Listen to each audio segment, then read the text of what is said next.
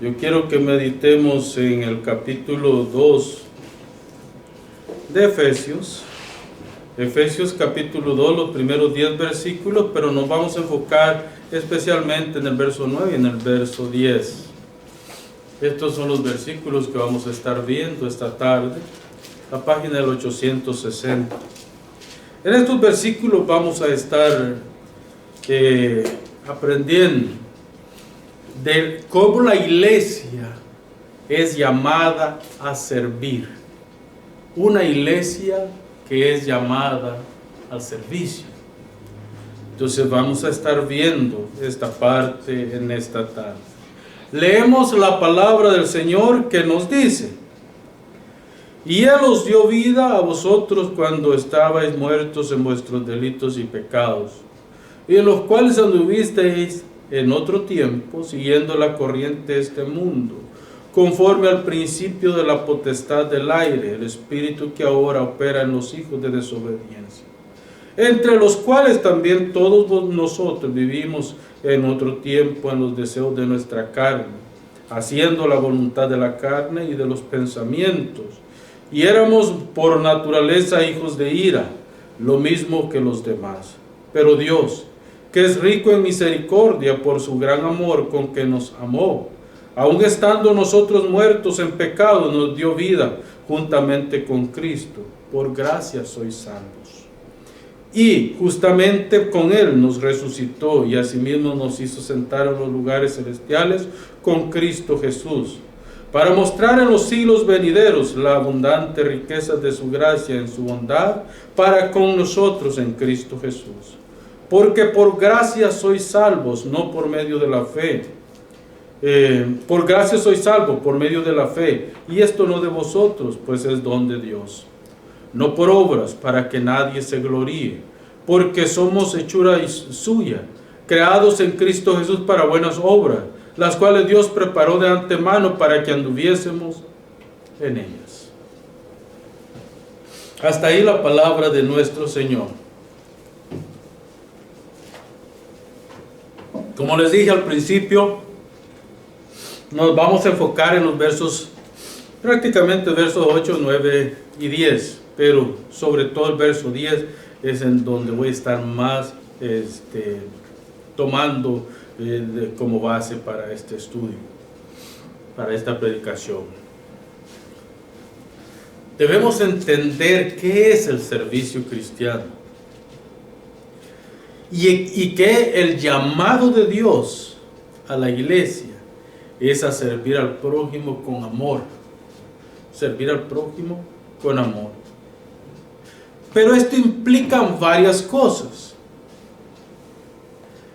Primeramente, el cristiano es llamado a vivir una vida que rinda gloria a Dios. Ese es el primer punto. Dios nos ha llamado a todos para que vivamos una vida que rinda gloria a su nombre.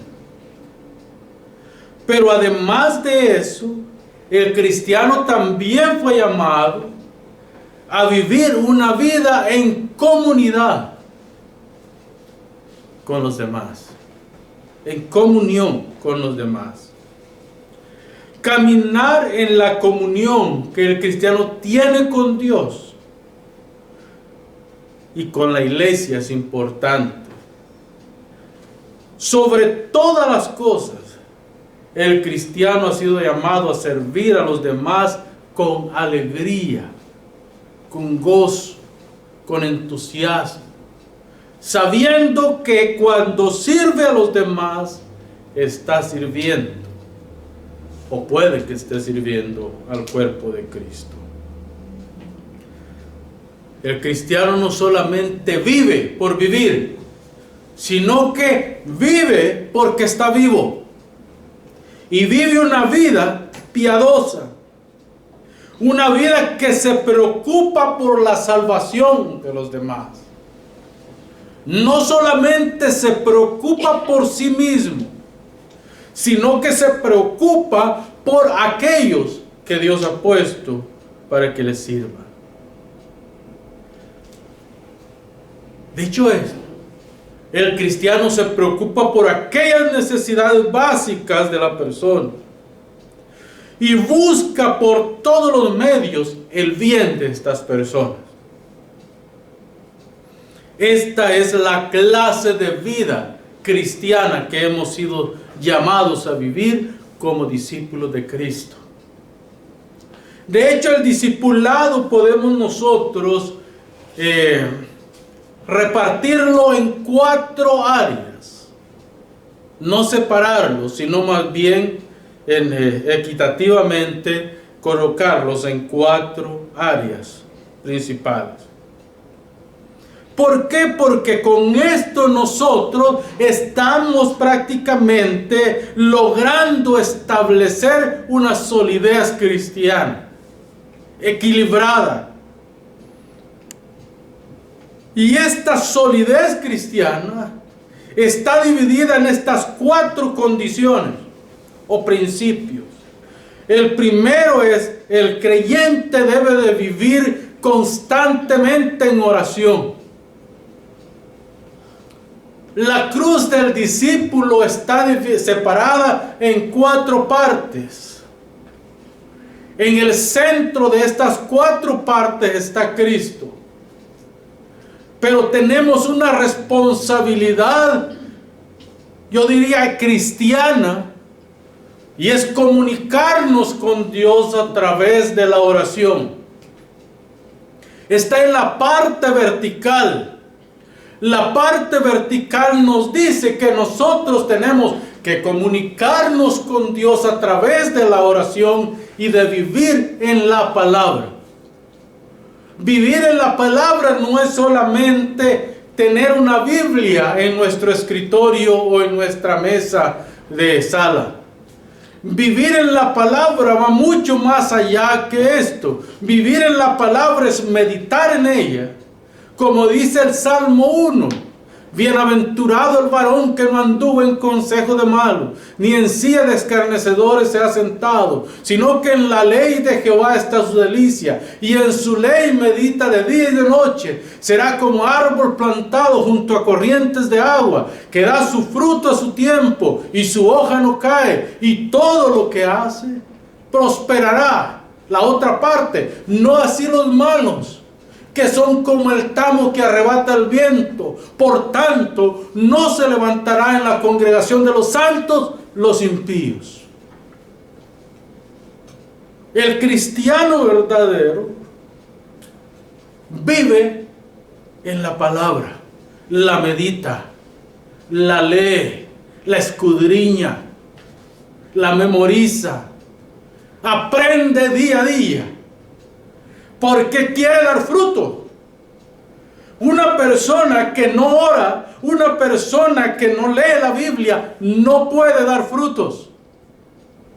Porque la recompensa o la consecuencia de los frutos están arraigados en vivir comunicado con Dios.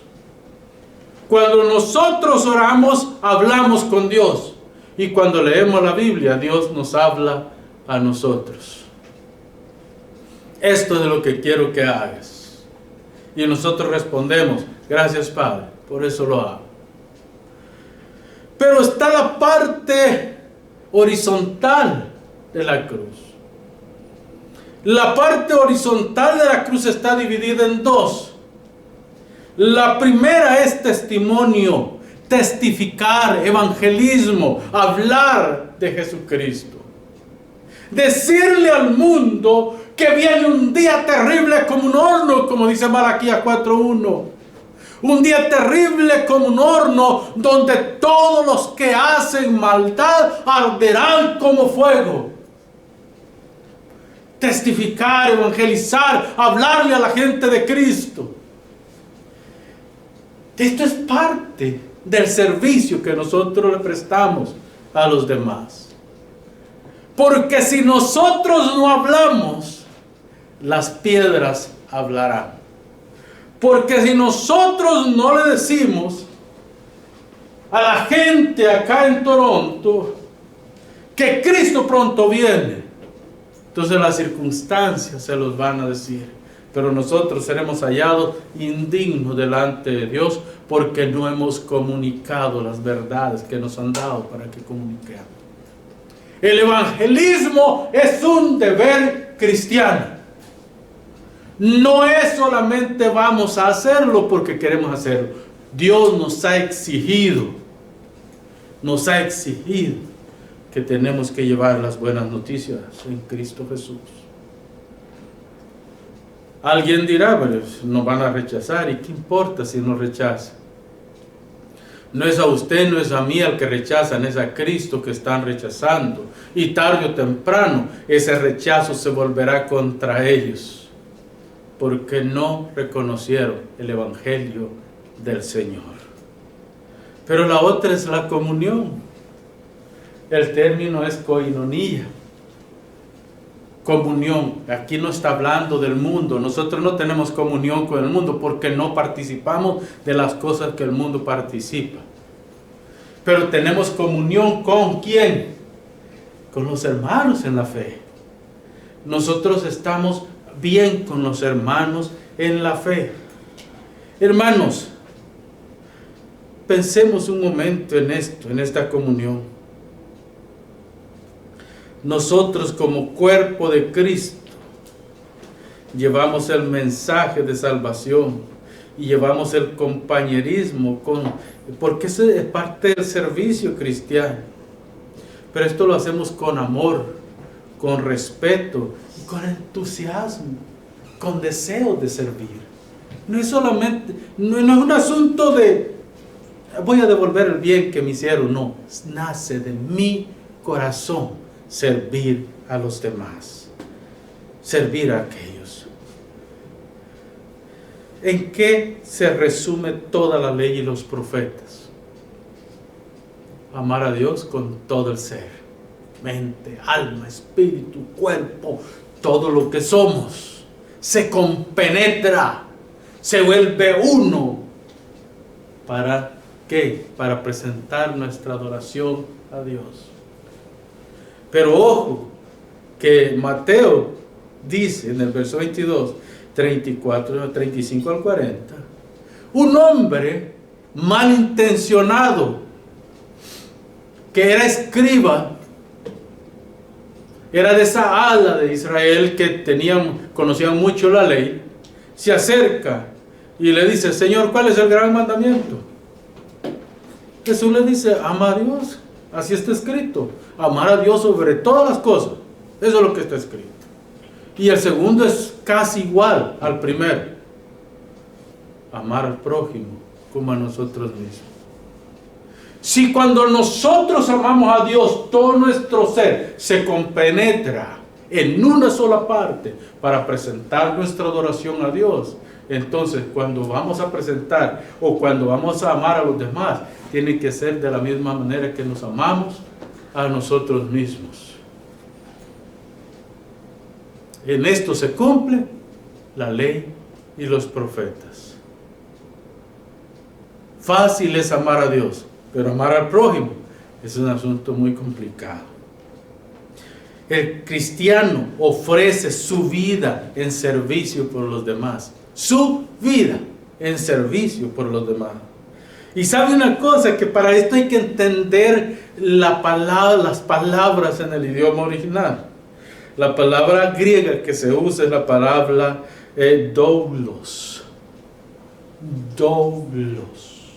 La palabra griega. Pero ¿sabe qué? Literalmente, si vamos a traducirla literalmente, esa palabra significa esclavo. Esclavo. Ahora piense usted,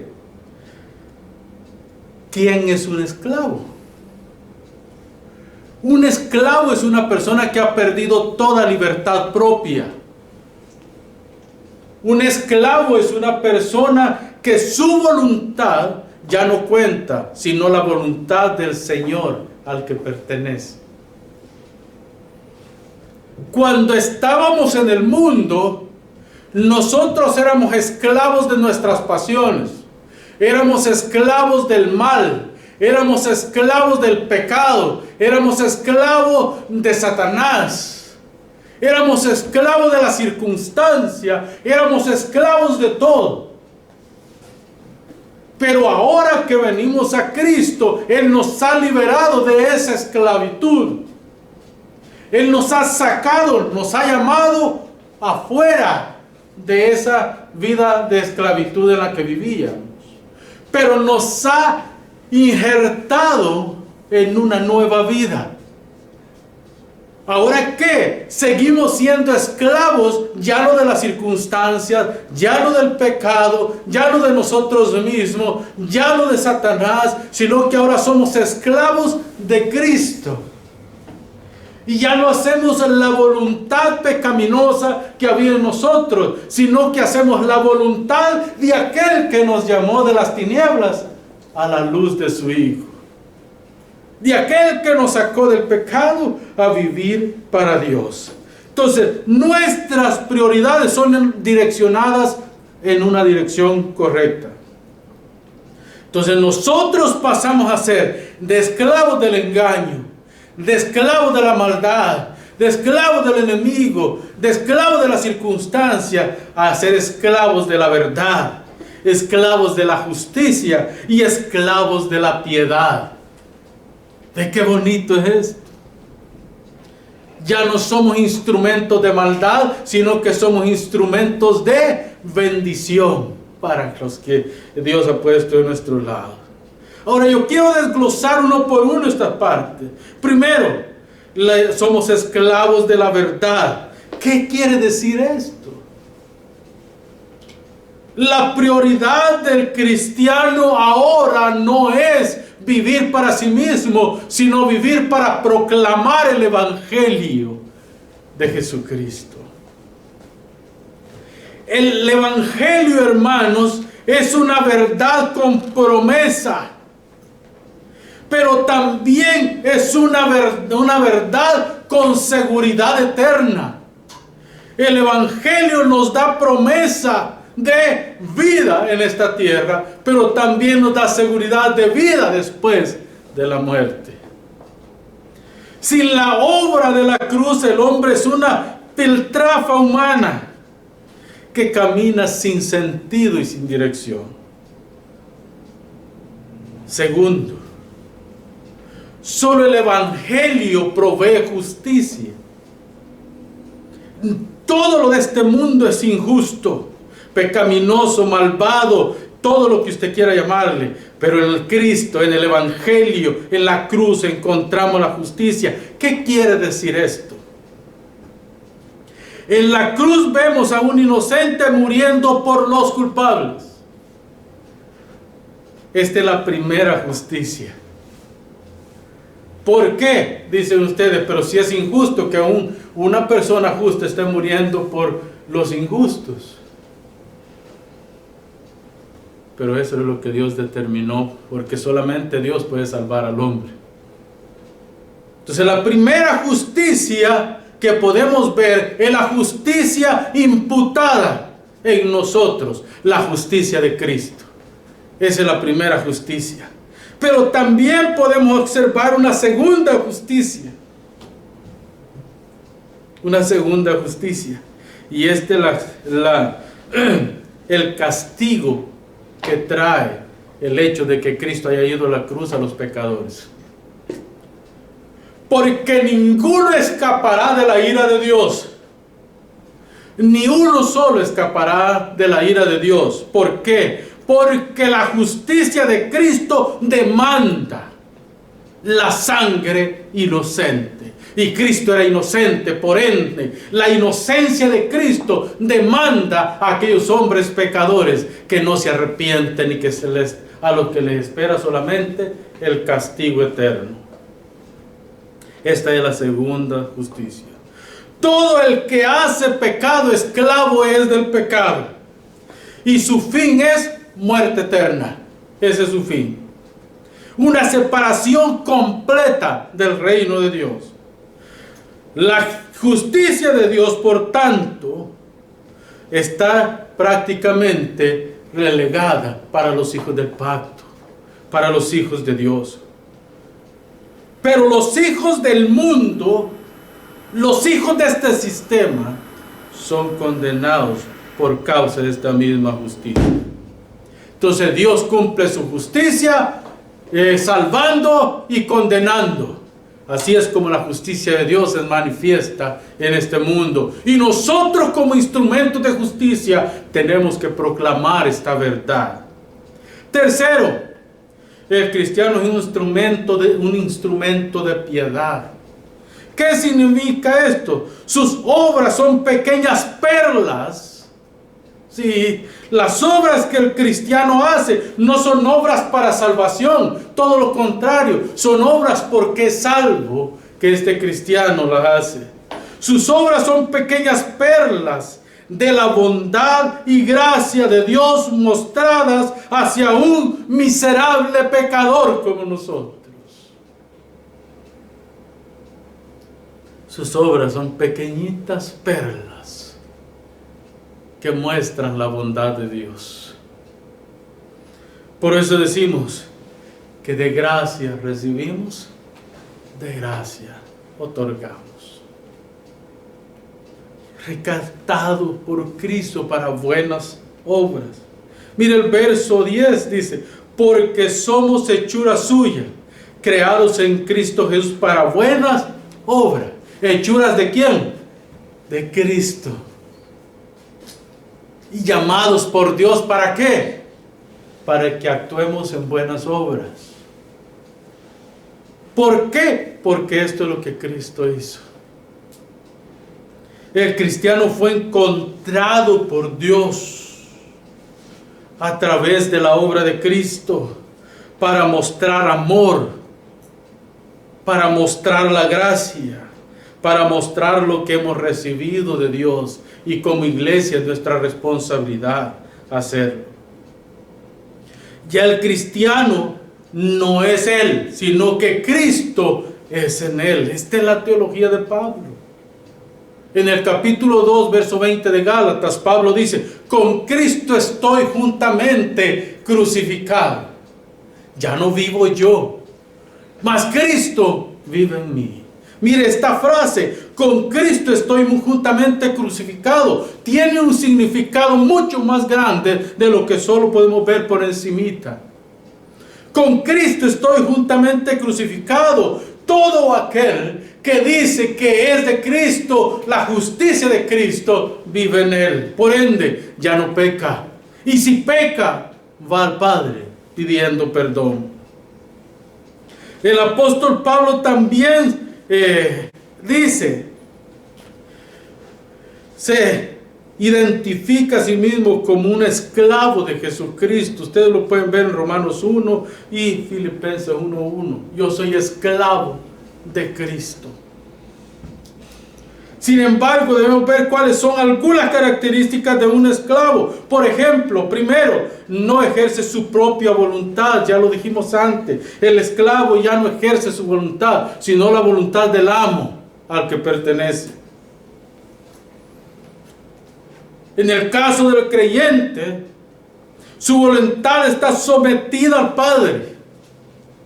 Su voluntad está sometida al plan redentivo. Su voluntad está sometida a agradar a aquel que lo llamó. Cristo nos rescató.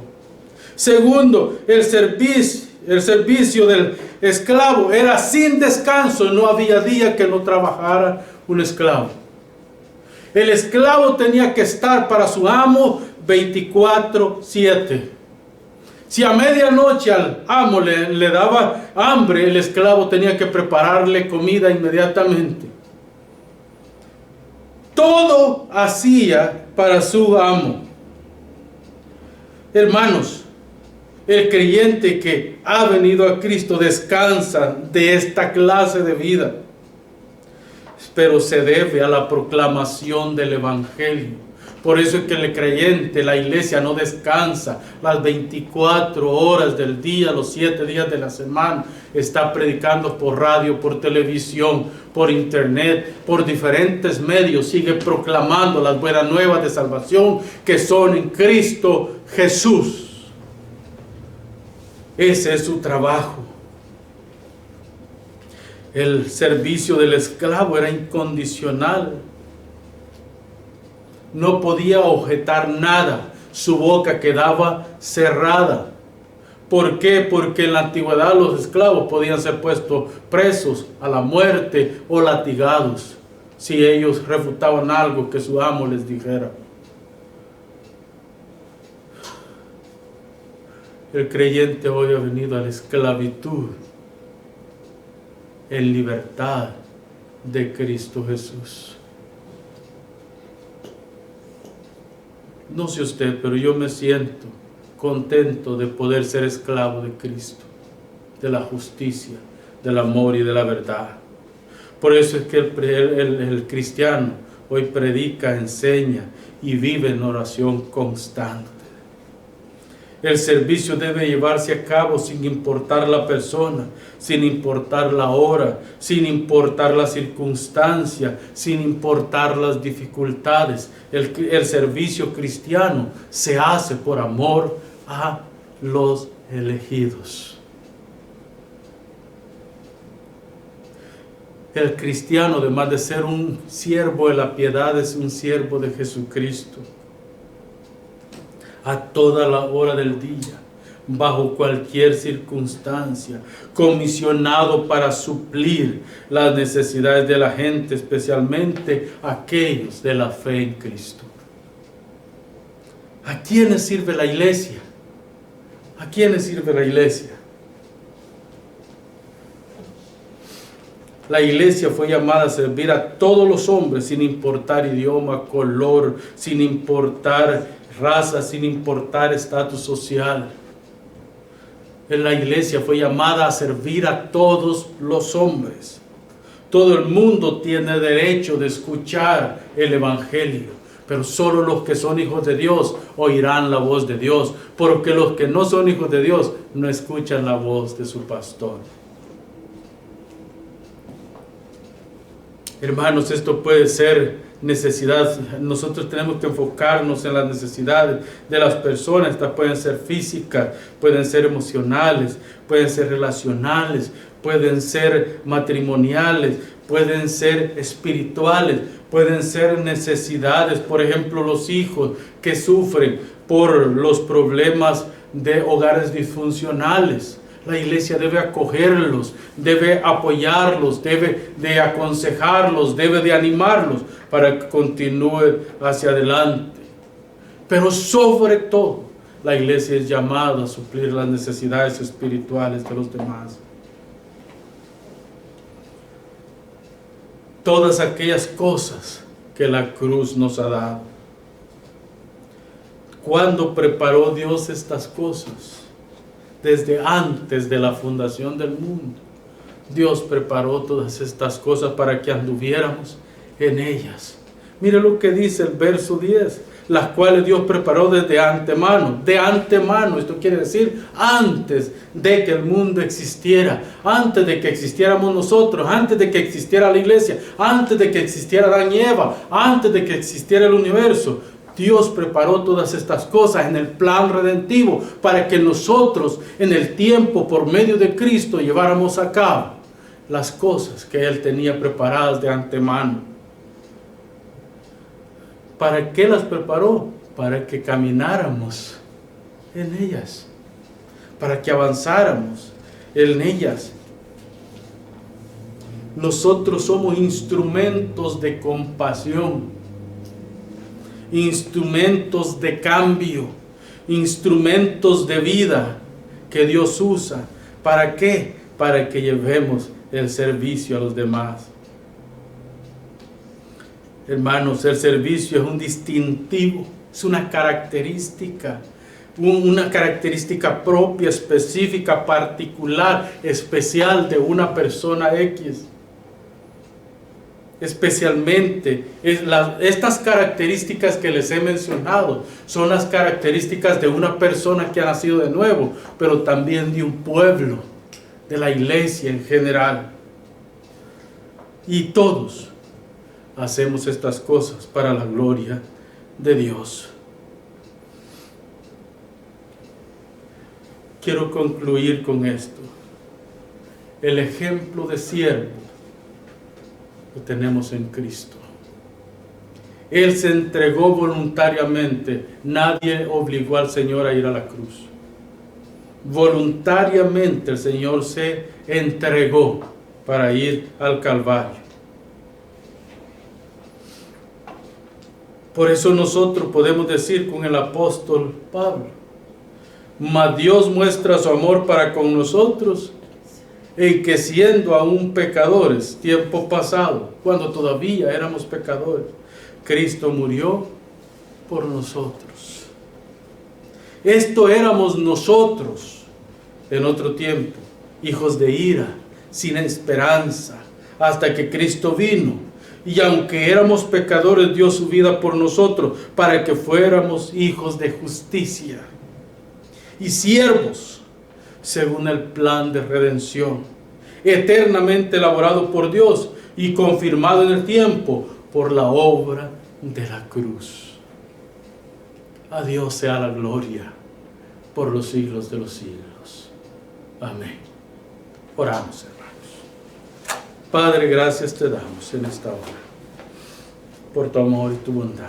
Gracias, Señor, porque nos has amado, Señor, con amor eterno. Desde antes que nosotros fuéramos, tú ya eras, Señor. Gracias, Padre, por tu salvación. Gracias por ese plan redentivo que tú elaboraste eternamente. Ahora, Señor, como hijos de Dios, como hijos tuyos, queremos, Padre, servir a los demás con amor, con denuedo, con la revelación que tú nos has dado por medio de tu palabra. Enséñanos, Señor, a amar a los demás con devoción. En el nombre de tu Hijo amado Jesucristo, aplica estas palabras en el corazón de las personas. Amén.